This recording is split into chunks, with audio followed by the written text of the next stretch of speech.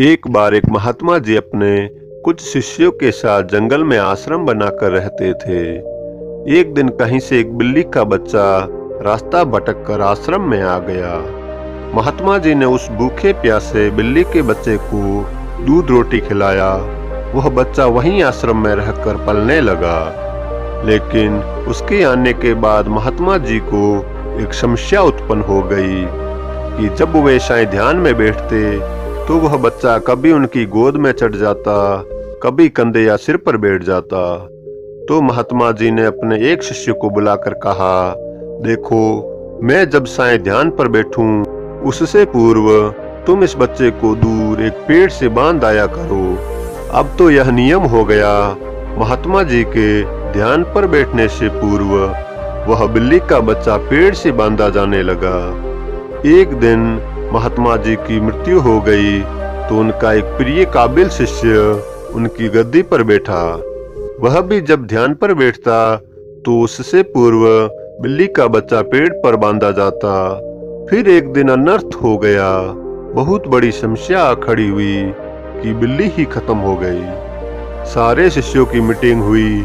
सबने विचार विमर्श किया कि बड़े महात्मा जी जब तक बिल्ली पेड़ से न बांधी जाए तब तक ध्यान पर नहीं बैठते थे।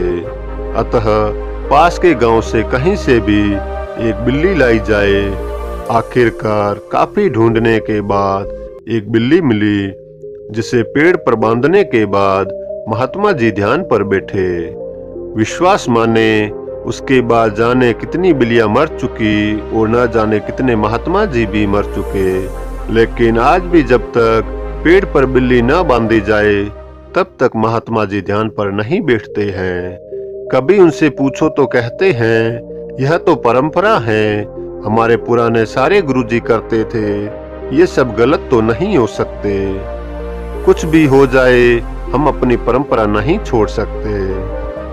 यह तो हुई उन महात्मा जी और उनके शिष्यों की बात, पर कहीं न कहीं हम सबने भी एक नहीं अनेकों ऐसी बिल्लियां पाल रखी हैं। कभी गौर किया है इन बिल्लियों पर?